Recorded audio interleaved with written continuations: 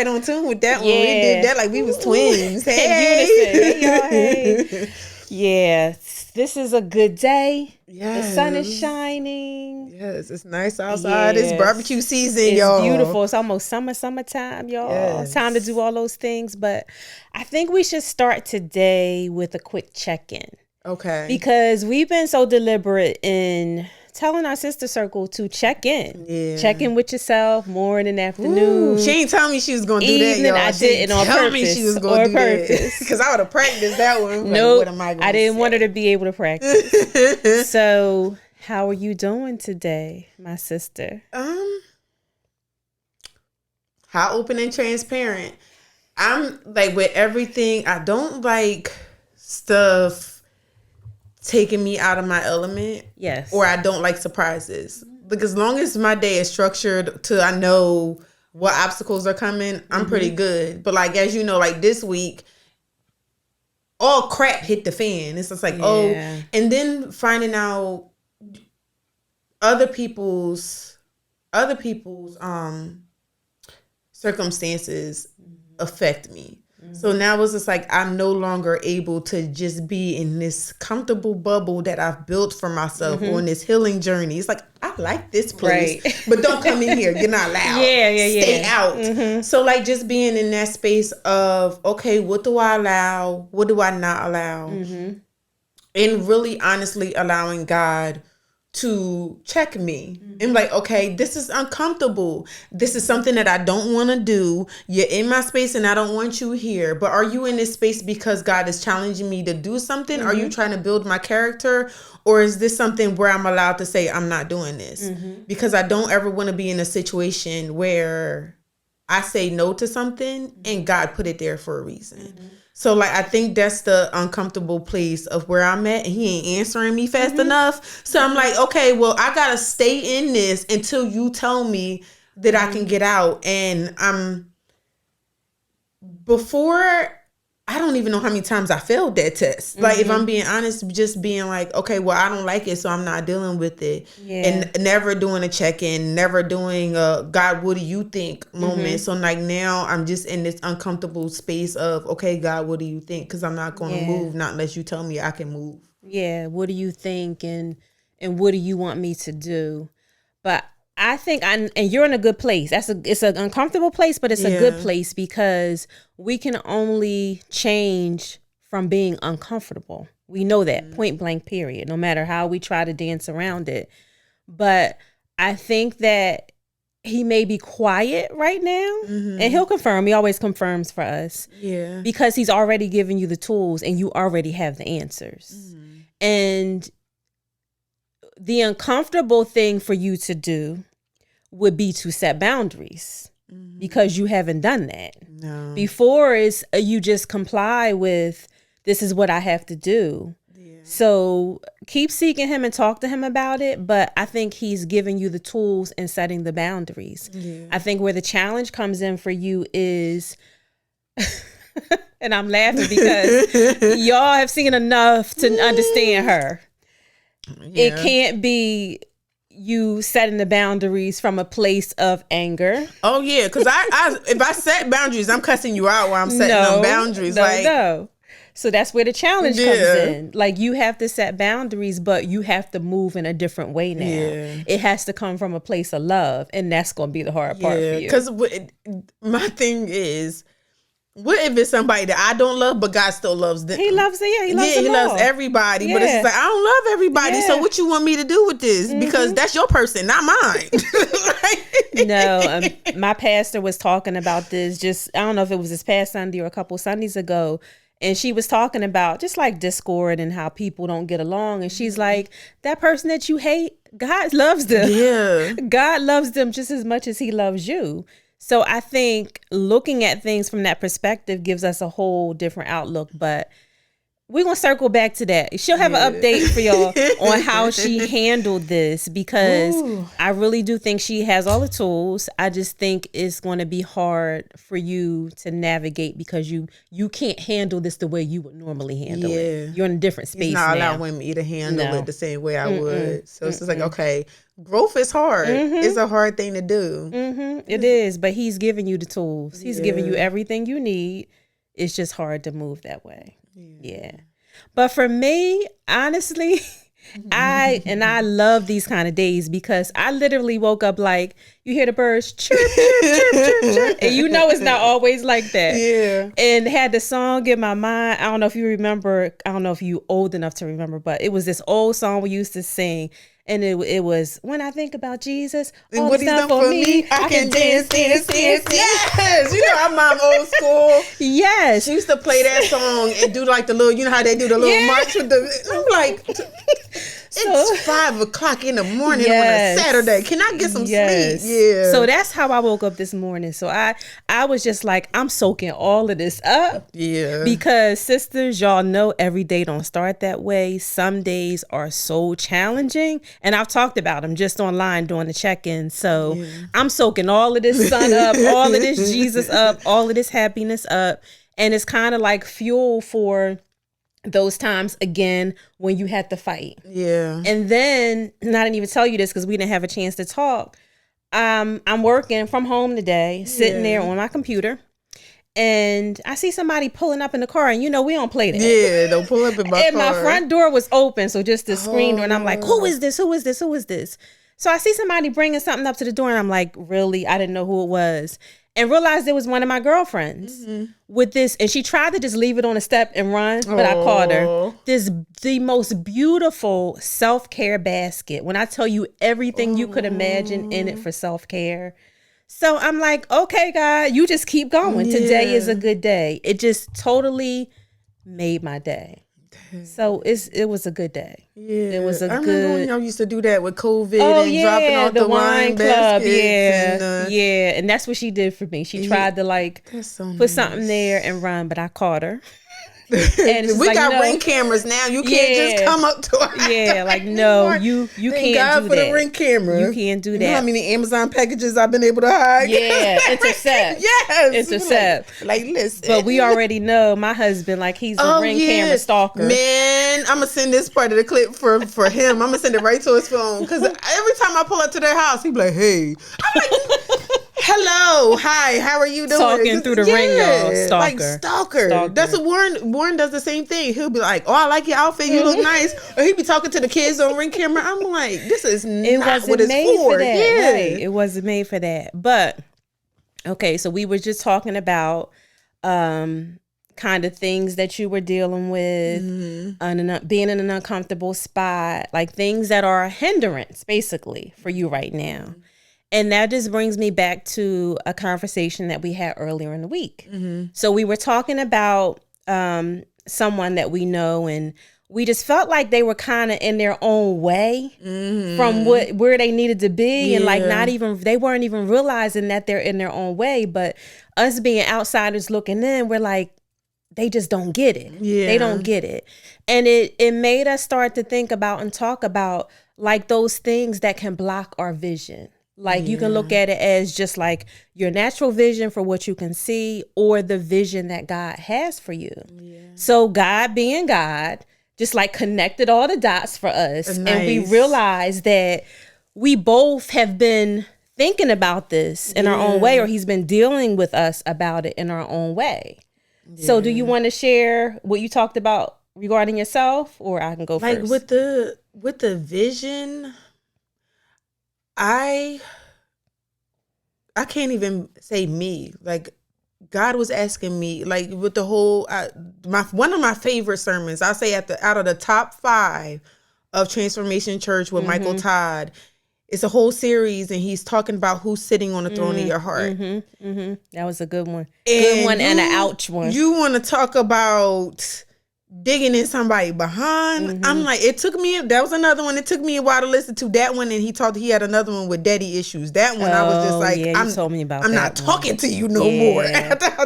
But with the who sits on the throne of your heart, I was like so frustrated, and I had a triggering moment where what I worked so hard to portray and work so hard in myself, I feel like it wasn't coming across to somebody else. And even with me setting those healthy boundaries, I felt as though this person was just not going to accept it. So I was having this back and forth with the old me versus who I really wanted and who I really am. And it impacted more of my day than what it should have. And God was telling me, he was just like, why are you letting somebody else's vision of you take the place of me? What did I say? He literally in the car crying at this point, because he's like, what did I say about you? What does it matter if this person thinks this way of you? And I want to say, like, even for the people who birthed us, they birthed us, but God created us. Absolutely. And they were just the vessel. Yes. He's like, you're my baby. I created you. You're my daughter. I created you to be this way. And I knew you before anybody else knew you. So why are you letting somebody else take the place of you? And one of my best friends said, she was just like, you're always going to be the villain in somebody else's story. Always. Somebody's not going to like what you're doing. Even if you're doing everything right, even if you look in your eyes and you're like, my house is clean, my kids is cute, my husband is happy, I wake up every day and my face is beaten, my edges is laid. Somebody's going to hate you because you're perfect. You're going to be the villain because you're perfect. So either way, somebody is going to be let down and somebody's going to be happy. But then you lose sight of God. Right. And it's like, if you're seeking validation from everyone else, and that's a good point. She made an excellent point. Then the person that's not happy always is going to be you, because you aim to please everybody else. And we were talking about that and just seeking approval from everyone else. And like, what do these people think? How do they feel? Like, so forth. We were just talking yesterday, and for anybody that really knows me and us, they know that we would not leave the house if everything was not right from head to toe. So yesterday, I'm going out to Walmart, and my toes weren't painted, and it was hot outside. Normally, me, I would wear a sneaker like I have on today, or a closed-in shoe. I said, no, I'm wearing my sandals. Not a polish in sight on my toes. And I was to myself, I'm so proud of you. Because I would never. Now don't go to Target and do that. You going to Walmart, you can pull it off, but please. That's all right. They were all greased up and everything. The cringe one, like, you go to Target, they girl. Toes not painted. But just the fact that I didn't care who saw or what they thought was huge. And we're going to continue to pray. Because you're going to get there. You are going to get there. You are who God created you to be.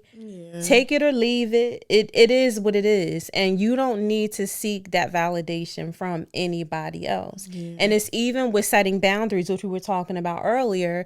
It's hard to do that, because then it's like, okay, well, if I'm firm and I say, no, I'm not doing this, then how is that perceived to other people? And so, as long as it's done in a respectful way and it comes from a place of love, do it.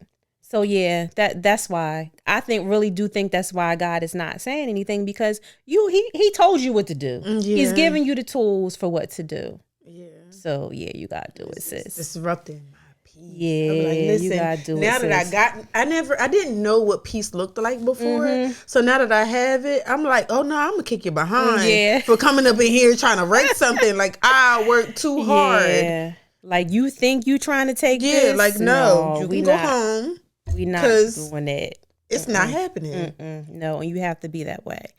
So for me, my issue is woo, sis, we were having some technical difficulties, but we won't let that stop us. We're back. Now we gonna check everything, y'all. I might just leave this in just so y'all can see some of the stuff that we go through, because other people have like a whole team. Yeah. But it's just us. It's just us. It's just us. And Tiffany is doing her thing. She is the IT. She is the network. She is the marketing. She is the editor. She is all things. And I love it. And I love her. Listen, we geek out every once in a while. Like, she geeks out. Do you see what just came out? They had this and we could do this. And I'm like, okay.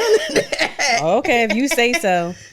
But okay, let's get back to where we were. And I was talking about just my issue being more practical than yours, because yours is pretty deep, or mine appearing to be more practical than yours. And I've been open with our sister circle and with you about my eating. Like that is something that I have to submit daily to God. It's something that I have never been able to control on my own.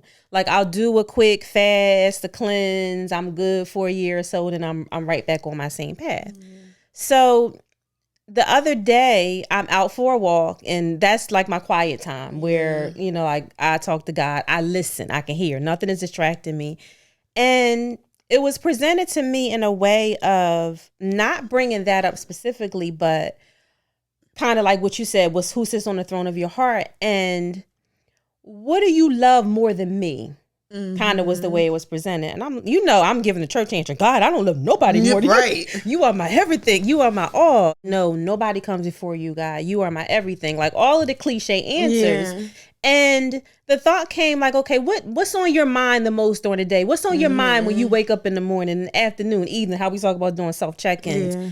And I'm like, oh my God, it's food. Yeah. And it literally brought me to tears, because it was higher than God. Like, even though it was something that I never want to admit or wouldn't even think that something like that could compare to God, but it was. But he had to show me it in that way to make me make some drastic changes, because there is no way I'm going to let anything come before God.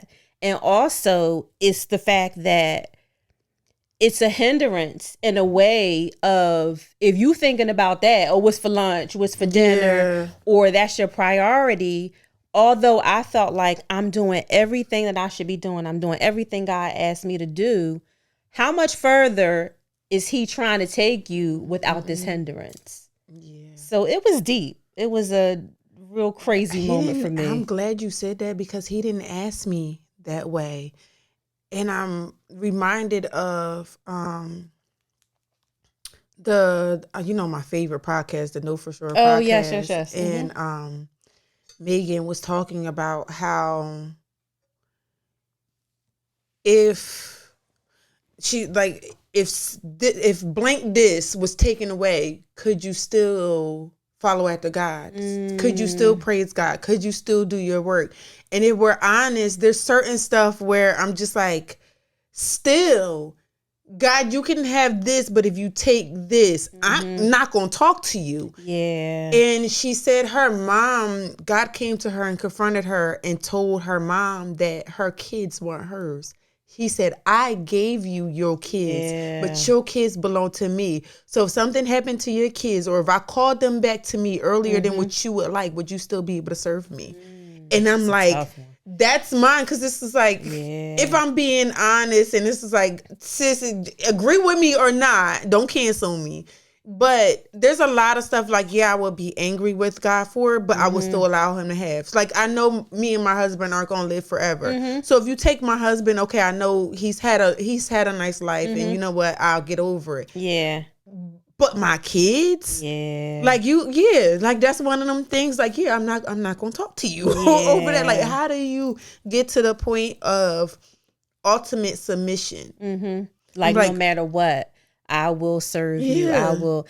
And I have to believe that in those instances that God gives those people the grace that they need in that moment. Absolutely. But there's no way you can't be a mother and not go through that period of why, the anger. Like, I know people that I've grown up with that have lost kids, and some of them walk with God, some of them don't. But I remember one who lost a child and said that God said to her, like, if she's just like a praiser, she's just like that type of person, will you praise me even through this? And I can't even fathom that. I can't fathom that, but I have to believe that he would give the grace. But that's like the ultimate. Yeah, like even through the storm, are you still going to acknowledge and stay with who he is?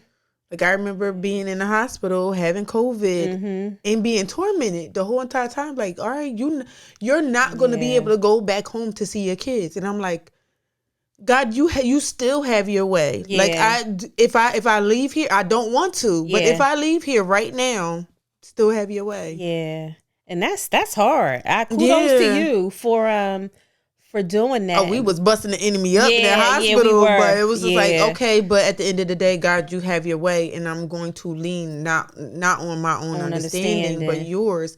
I remember even like all of my near-death situations have been like that, which is crazy. That's good. Like even when when I got into the real bad car accident, I was on my way to church, slid on ice, had my gospel music playing. I was actually listening to 𝓻𝓮𝓪𝓭𝓂. Okay. And never skipped a beat like the whole entire time. And I literally was spinning and my car was hitting the rail, kept hitting the rail, and kept hitting the rail. I still believe to this day that was an angel. Absolutely. The car that was behind me stopped and just watched my car keep hitting the rail. And as soon as it stopped, he came and pulled me out of the car because my car, the engine was almost daggone there on the floor. It was so bad. Wow. And he was just, when the police, he left, but he said he was a police officer, called it in, and he left. By the time the ambulance and everything, everybody got there. When I tell you that rail from my car hitting, it was like, you talk about thread. You was about to go over. If I would have went over, I don't know what would have happened. Yeah. But God, and the whole entire time, I was still praising in the middle of a car accident, in the middle of, and I'm just like, look at how much look at how much I was tested during that time. Yeah, I'm more good with physical stuff than emotional stuff. Okay, you can attack me anyway, physical, and I can get through it because I've had more physical fights with attacks on my body, attacks with car accidents, because how many I done been in at this point where the enemy was just like, oh, I'm gonna take you out before you finish this next step. Yeah. But emotional stuff and trying to get a grasp on that, it's like, my emotions do sit on the throne of my heart in the place of God because I let them run rampant. Yeah. According to how I feel. Oh, I don't feel like doing it today, I'm not doing it. Yeah. Well, now you know. Yeah. So it's like, now that we know better, we do better. And it's the same with me. It's like, no more will I allow this to take precedence over God. Yeah. You know, so that's where we have to be. You have to recognize it for what it is and then kind of to go from there. Like this morning, I was looking at scriptures and the scripture came up to love the Lord your God with all your heart, all your mind, all your soul. So if I'm doing that, nothing else can be in that place. Yeah. So that's kind of where we are. But who was it? I can't remember the reel that we were talking about. And it was somebody. I was trying to find it. We talked about it yesterday where you sent it to me. I liked it, but you didn't. No, you didn't send it to me. You shared it online in like your story or something. I liked it. But she was talking about choosing your comfort over your calling. Okay. And when I saw it, it was an ouch moment because it was all during the same time frame. You know what her name is? Her name is Jackie. Okay, right. I think you told me that this morning. Yeah. So I have to go back and find that again because if she wasn't talking to me, I'm a repost it and repost it and repost it because she was talking about leaning not on those things and leaning more on being in your uncomfortable season and leaning more on God than anything else. Yeah. What's our crutch for trying to get through stuff? Right. Like how many times have I been like, honest moment, y'all, like. There's been situations and people that have triggered me and I'm going and I'm like, I'm pouring a glass of wine. Oh, these kids is getting on my nerves. I'm pouring a glass of wine. Oh, I'm gonna do a bottle of wine in a bubble bath. I'm gonna get like, like that's what we, for everything. That's the relax for me. And it's like, okay, but what about grabbing your Bible and a bubble bath? Or what about like letting God take the place of what we run to first? And she was so, she got me too with that. And I'm like, she was definitely on point with that. And it's almost like when we're in those moments, our first go-to. And if I'm gonna be honest, when I'm in the store and I'm like, them cookies is calling my name, am I saying, God, please help me, I don't need those cookies? No, I'm grabbing those cookies and saying the prayer over them. I remember Michael Todd saying something about that, and he was just like, you really praying God bring nourishment to our bodies, and you eating 2 slices of pizza and on day well you ain't supposed to eat it. How you praying over that? He was like, go pray over a salad, because that ain't. But it's so true. Yes. Like, we don't even consider, I can't say we because I can't speak for other people, but it's like and I'm total opposite from you, because the emotional stuff, I'm calling on Jesus, Father, Son, and Holy Ghost. But it's the practical things that throw me off my game. Like, I don't think about in that situations, but he wants us to bring him into everything. And I just have to get to that point. Like, no matter how practical it seems or how small it seems, no, I'm inviting you in and asking the Holy Spirit to continue to convict and correct.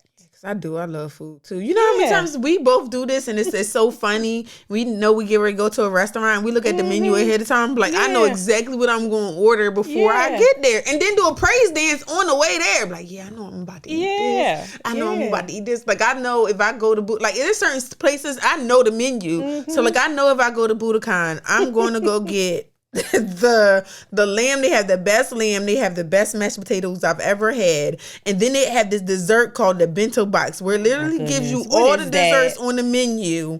It's like little squares, and it's like 6 desserts in one. And when I tell you I'm not sharing, oh my goodness. Like, my husband will reach over, and I'm like, if you touch this, you're gonna lose the silverware and 2 fingers, because I'm not sharing. Like, this is not a family like pack. No, this is not.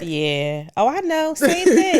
When I was going to go with my daughter a couple weeks back to get seafood. And I don't know if I told you about that day where we realized the store was closed. The restaurant was closed that day. And I was so excited. So she's then like, oh, well, do you want to do something else? No, because I wanted to go there. Like, I had scouted out the menu. I knew what I was going to get, but thankfully we was able to go yesterday. And I did. I made the healthier choices. Instead of getting fried, I just got crabs and, like, corn, broccoli, potatoes, instead of getting all the fried stuff. But just trying to make small steps. Like, we have to.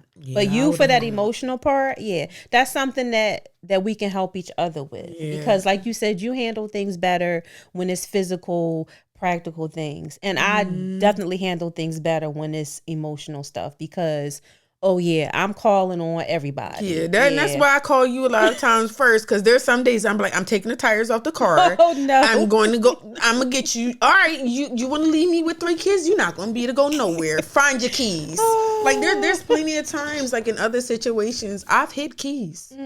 Like, I've hid and act keys. Like you don't know where they are. Don't act like the one meme. There's this one, I gotta find it. It said, y'all gonna crack up. There's this one where she took his keys and she took his phone and she hid him underneath her wig so he wouldn't find him. Like, you're not gonna look. He's not looking. You're not gonna look there. But like, there's I remember even being little, and I remember one day Dad was saying he was gonna do something, but he got called in for work. Somebody's like toilet or something overflowed, and I hid his keys. What was that, like 10, 11? Hid the keys.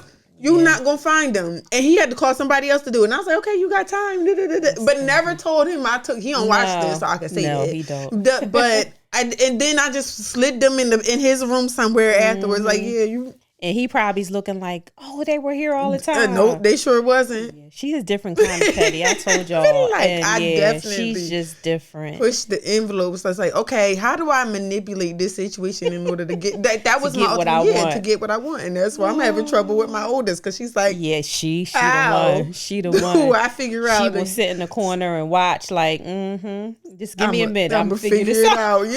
She's me. And I'm looking at her like, you can't outsmart me because I was you. Like, it's a battle. That's true. She looking at me like, how you know? Because, we got the same mind. Because I know. Yeah, you definitely do. You definitely do.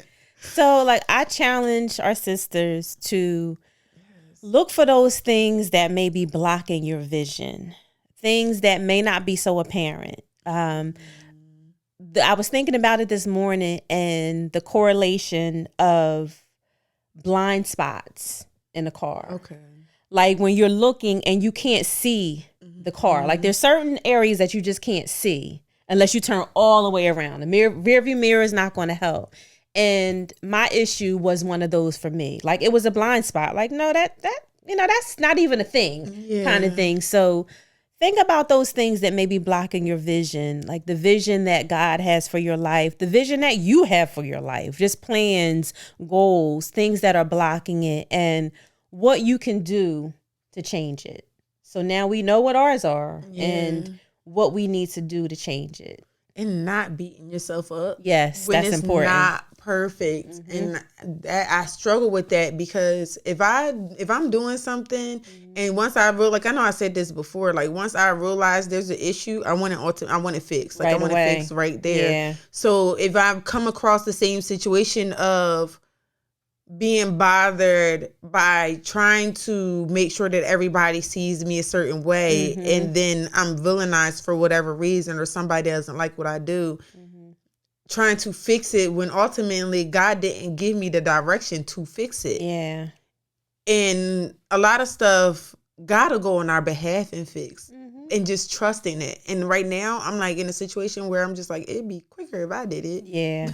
let me do it. You can't. Not by might, not by power, but by your spirit, by God's spirit. And trying to do that is a hard one. Yeah, it is, because in reality is we're used to handling things on our own, point blank, period. Yeah. And I shared something online the other day just regarding that. Like, I was, again, having the good morning self-check-in and just the goodness of God and where I am right now on my journey, but then got super sad, because it's like, why it take you so long, girl? You like, it got super sad. But then God reminded me that some people never get it. Yeah. So to enjoy the journey, applaud yourself for the progress that you made, because think about where you were 2 years ago. Yeah. You probably would, maybe tear the whole house up if something happens that's beyond your control, or somebody's pushing your butt. Them same people need to thank God for the grace that you got now, because listen. Yeah. So it's true. So not, like you said, things will never be perfect. So we're no longer shooting for perfection, and we're realizing that we don't have the power to do anything. That it's all because of the grace, mercy of God, and allowing him to work in us and through us. Yeah. So that's where we're going to stay. We are not moving out of this space. We are going to continue to submit it to him, no matter what it is, and go from there.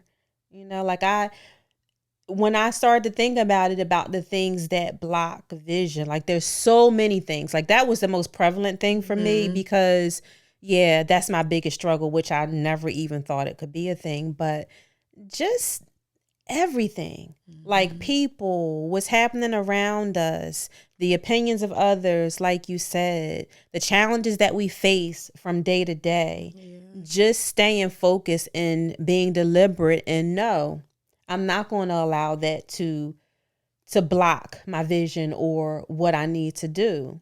And setting those boundaries, saying no. I saw something online today, and I think I took a screenshot of it to show you later. Okay. And it was 10 ways to set boundaries. Okay. And then just saying, oh, no, thank you. Or if somebody wants you to go somewhere, that's my thing. Because sometimes I have a hard time with saying no. I appreciate the offer, but I'm going to have to pass. Okay. And not feeling like I need to give 10 reasons why. Because that's me. And I remember you saying, when are you going to get to the point where you feel it's okay to just say no? Yeah. Like, no is an answer. Yeah. But no, for me, no. Because we weren't allowed to say no. It's the validation of others, or how are they going to feel? Always worried about other people. I just seen this, I think I sent it to you, but if I didn't, I'm going to go back. You're going to get it again.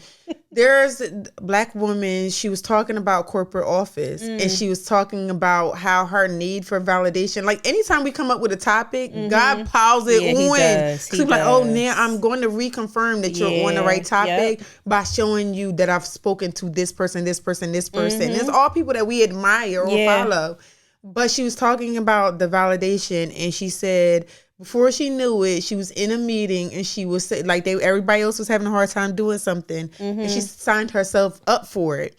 Okay. And she said, I signed myself up for it, and I didn't check in with God to see if there was something that he wanted me to do. But because I was seeking a validation to keep my title and say that I deserve to have this title. I signed up for something. And she was like, and then they started saying, okay, well, you know how to do this? Now I'm going to pile more stuff on your plate. And she said, before I knew it, I didn't have time for what God was asking me to do because I signed up for something that was strictly off of my own ego. And I'm like, Jesus. Yeah. And she hit me with that because my ego is tied to my house. Okay.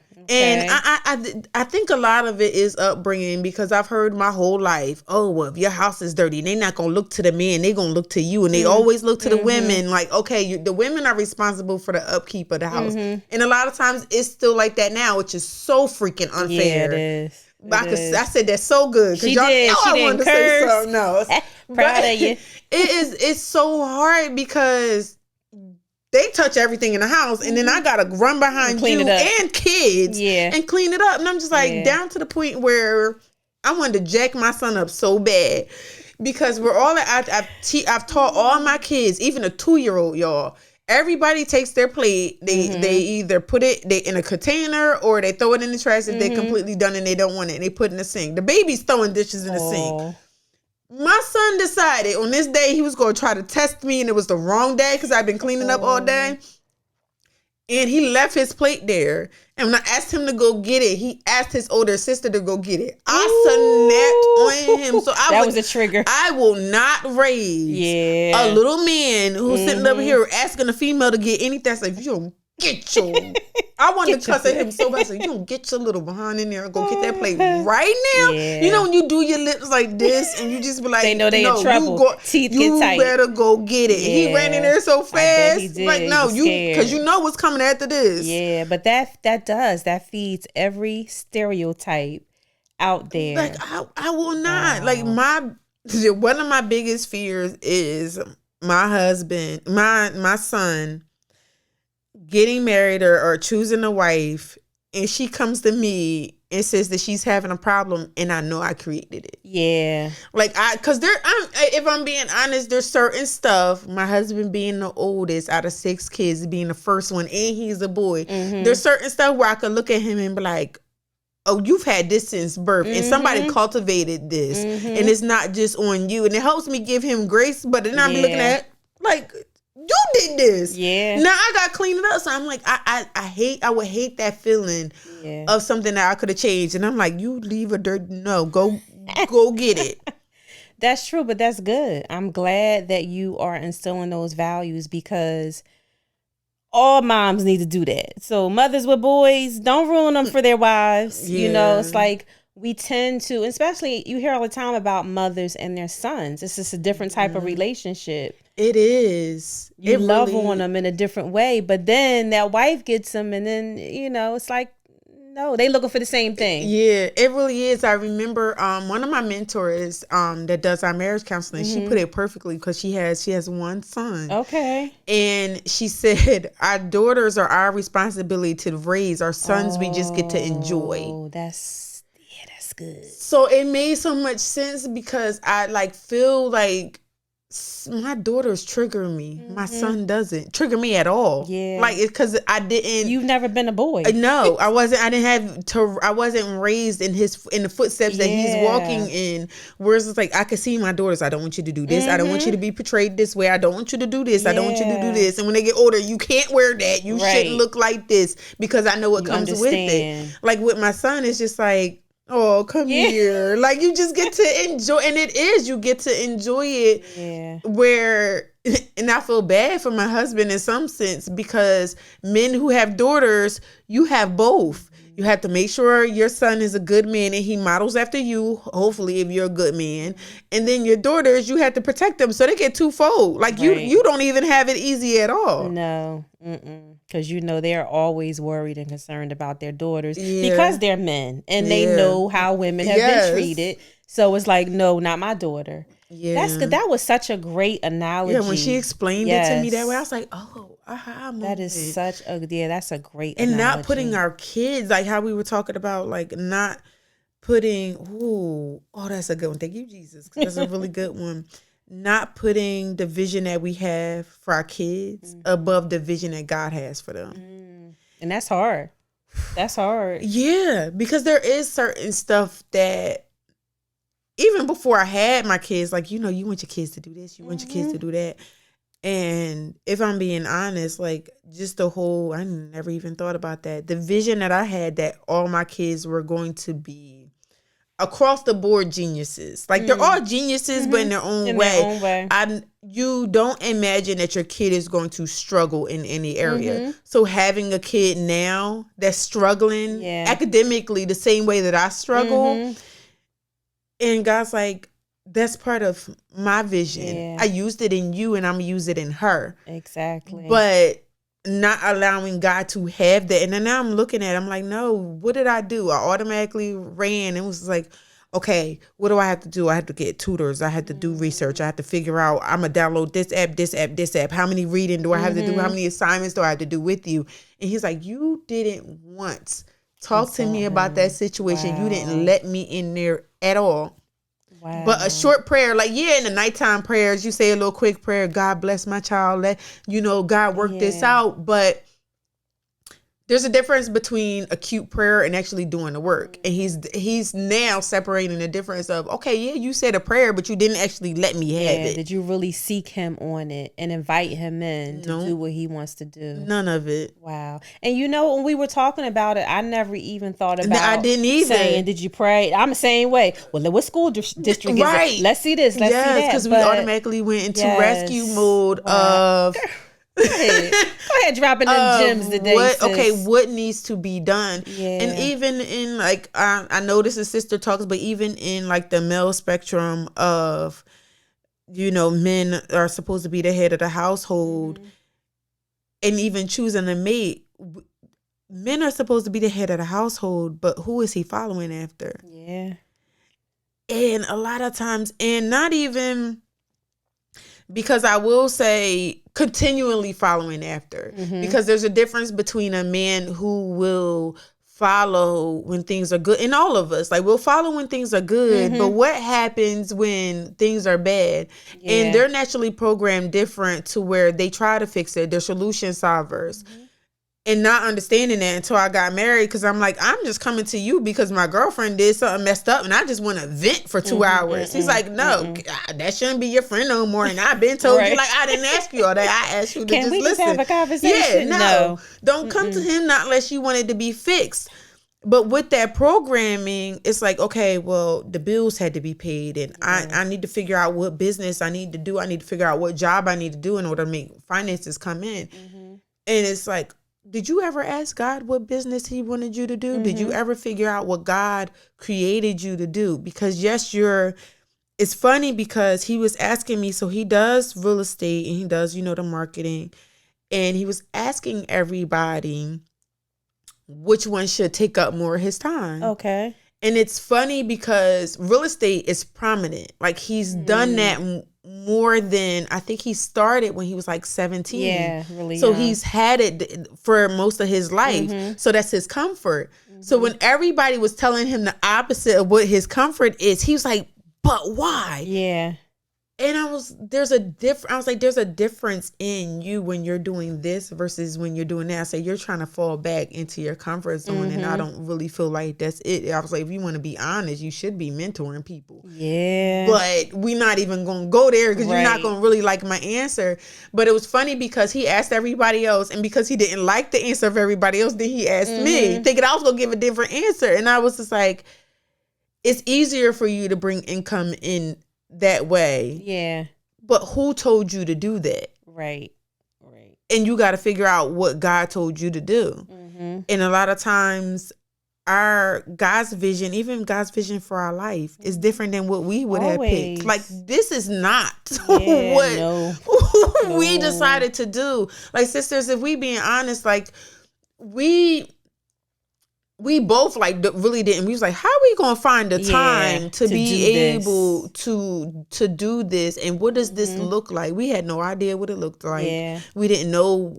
I was, okay, God, you're asking us to do this, but how?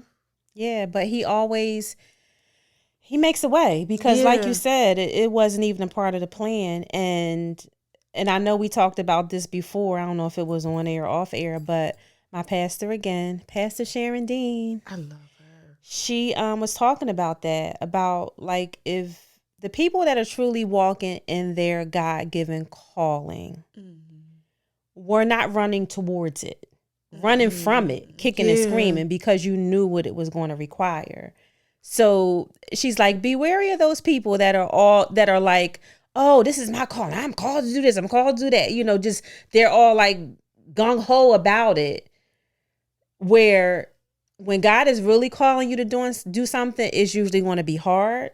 It's going to take you completely out of your comfort zone, just like you were talking about from a business standpoint with your husband. And it's not going to be easy. And if we had a choice, we probably wouldn't do it. Because there's a cost to letting God come out of your mouth, because everybody wants to judge that more than they judge anything. So who would want to sit in front of that judgment? Yeah. And I remember telling God, I was just like, you know how we talk about like the calling on ministers' lives and like even the amazing calling that's on Sharon Dean's life. And you're judged differently in God's eyes because of that. Yes. And I remember telling God, I don't want it because I know the judgment is different. I want to be judged by the standard that you judge everybody else at. I don't want to be judged to a more stringent judgment than what you judge the major population at. Yeah, so he's just like, I'm judging you according that way, regardless of whether you do it or not. And that's what was like, oh crap, I never thought of it like that. Like, rather you decide to do it or not, I called you to do it. So if you don't do it, I'm still going to judge you based off of now, not only you not doing it, but you being in disobedience your whole entire existence on earth. So what do you want to do? Yeah, because I think we're all held accountable based on who he says we are in the kingdom. Yeah. Like we all have kingdom purpose. Never looked at it like that. It's like, okay, I'm gonna stay here because if I stay in this box, you can judge me on this box. He was like, but I didn't call you to that box, so now I'm judging you because you decided to stay there. Exactly. Jesus. Like that's who man says you are, but we all judge based on who he says we are. So yeah, that's good. That's good. I didn't want to be judged. Like I don't want. Like never wanted it. Yeah. Never wanted it. I never wanted to be like, oh well, who does she think she is, or she did this and she did that. Like I did.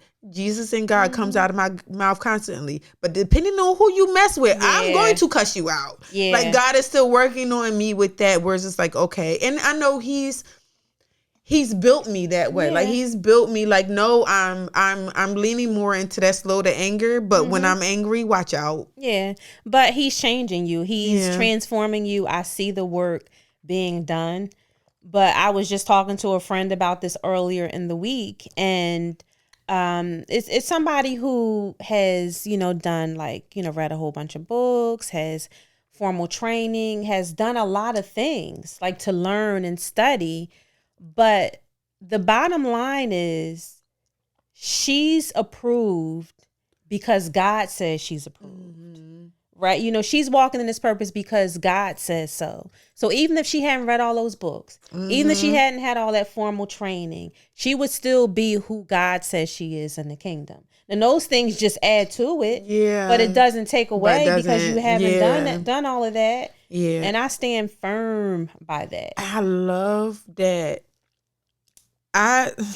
Part of me, with the exception of maybe 3 Bible scholars, I don't follow a lot of people that have that biblical education. It's a beautiful thing, but I love Tim Ross and I love Michael Todd because neither one of them had the Bible education. Yeah. Neither one of them went to Bible school. When you talk about, they be like, oh, I got it out the mud. I got it out the dirt. Oh yeah, homeboys got it out the mud and got it out the dirt. Because Tim Ross was just like, I'm going off of spiritual education, not biblical education. Like, I studied my Bible, but you're getting, it's like this sense of, I know who God is because I've experienced him, and not the college told me who he is. Oh, gosh. And that's the difference of, I don't have to wonder with them because I know the only reason why they got it is because of this. Where people who've had, and I'm not saying that there's anything wrong, because I do feel like at some point I do want to go get that Bible education. Of course. But there's something different between somebody who's has it is somebody who sought after it. Yeah. Yeah. It's a different walk. I remember there's another one, and I'm just starting to learn him. So I've been sharing him on the stories, but he talked about how we don't really understand our power when we're walking with God and unlocking that kingdom. And he was talking about how Jesus he was having a hard time with it because the enemy kept tormenting him. He was in the garden. Oh, are you sure you're the son? And are you sure God's asking you to do this? And are you sure? And he said the enemy kept 3 times. The enemy kept showing up. Jesus, and there's something with that number 3. Like, now that I'm thinking about it, we're going to talk about that, but we ain't got time today. But he was talking about it wasn't until the 3rd time that he reminded him of who he was. And then he said, like, he cast him out. I don't remember the exact words, but he was like how they were like, get behind me, or you got to go. He said it wasn't until then you didn't see the enemy torment him anymore. Because not only did he tell him who he was like, you gotta go. Right. And a lot of times we gotta tell the enemy, you gotta go. We gotta talk back. Yes. I shared the one where Know For Sure podcast, and Megan was talking about how the enemy is not omnipresent. I think you shared that with me. When I tell you, I almost cracked my phone because I was in the bathroom and she's sitting there, I was like, Jesus. Because and I'm like, oh, now I need to study because he's not like, yes, he uses, and I got another interpretation from it because yes, he uses the same way God uses vessels. Oh yeah, the enemy uses vessels. There's a whole lot of people out there. Doing his work for him. So that's why a lot of times you're like, oh, the enemy doing this. No, his vessels are. It ain't even got nothing to do with physically him. Most time he probably sitting back. He doing nothing. Yeah, because he's got all of these different hands doing stuff. But it's just like, our God is more powerful than that because he is omnipresent. He is everywhere. He's all knowing. The enemy's not even all knowing. Yeah, no. And we give him, she was talking about like how we give him so much credit.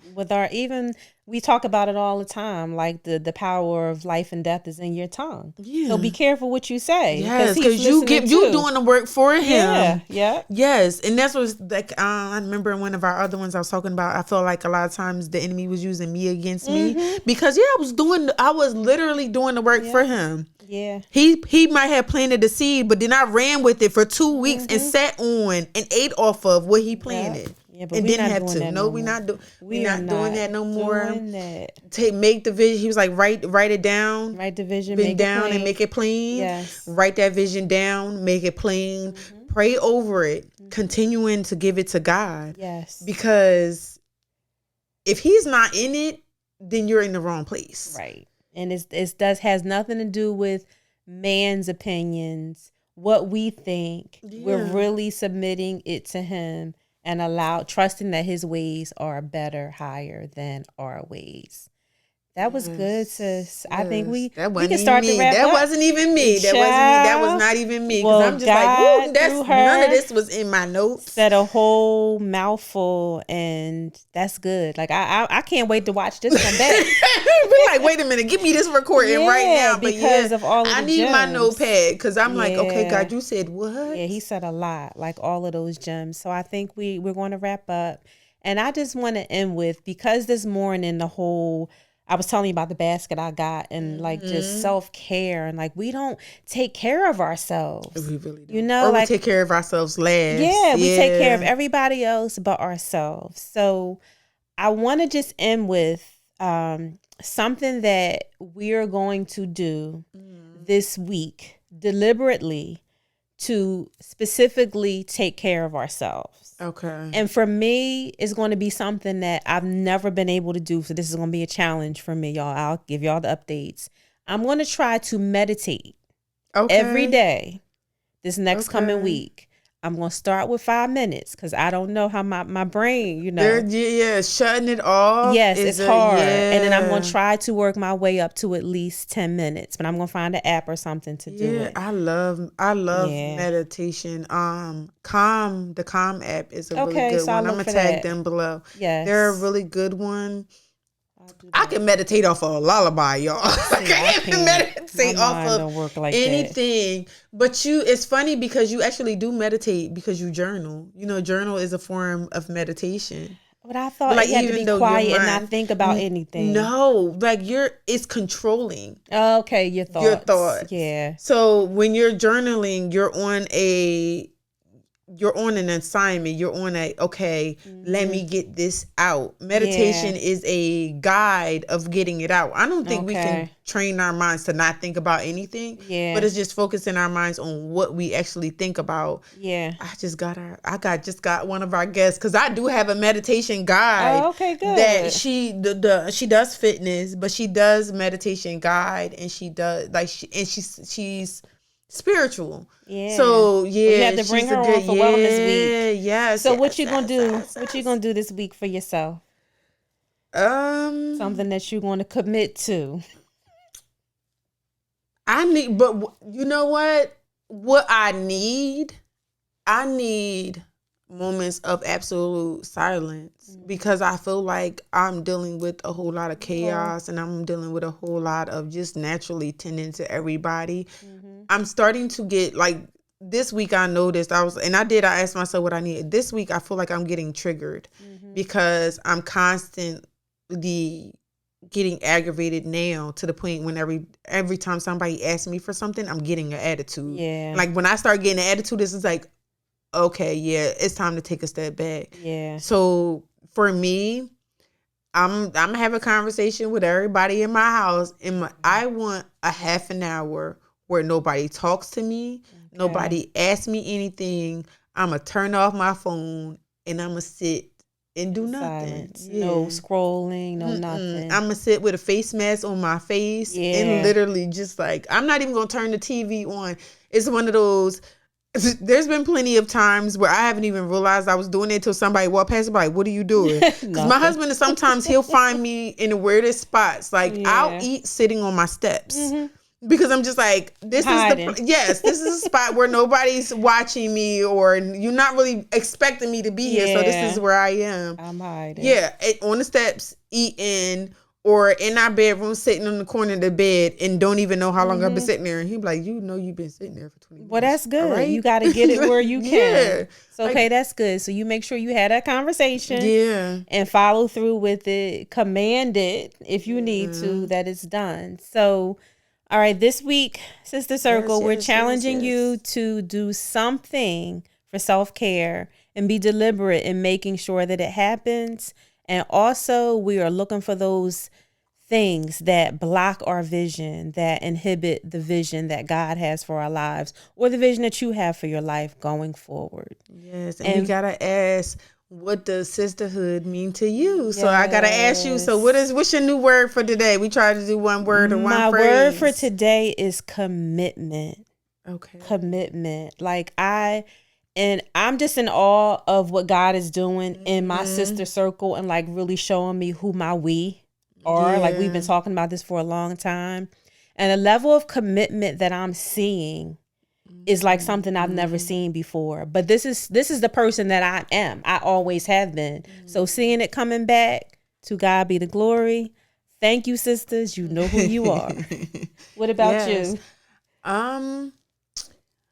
I want to say mine is valuable, because there's certain people in my life that I felt like I was going to have to get rid of, if I'm being honest, and praying over them because I honestly didn't want to let them go. And I'm like, God, you're going to have to do the work in them that you're doing in me. And then watching him okay, I watched him actually do the work. He did it. And the value that's there that I didn't I searched for so long for the wrong type of friends, and just trying to fit into different circles where it wasn't authentic, and just having the value that I have now, just with our, the people that we're bringing on to the podcast, and just the stories, and just the amount of,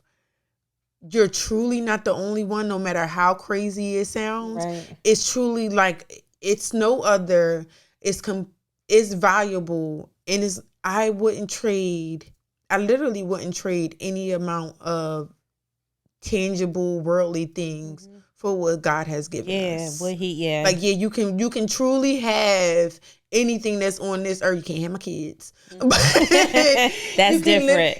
But you can literally have anything. You can have what I drive, you can have where I live, you can have the clothes. You know, we talked about the clothes. You can have the hair, you can have all of this stuff, because you've given me something that is so much more valuable than anything that I can put a dollar amount to. And the connection. And that's what we aimed for all of our sisters to truly have. And we want you to dig deep and find out what does sisterhood look like to you. Think about it. Well, you have said a mouthful. I am just loving this day, and I think we're going to wrap up there. So have a good rest of your evening, and we will see you soon. See you. Bye.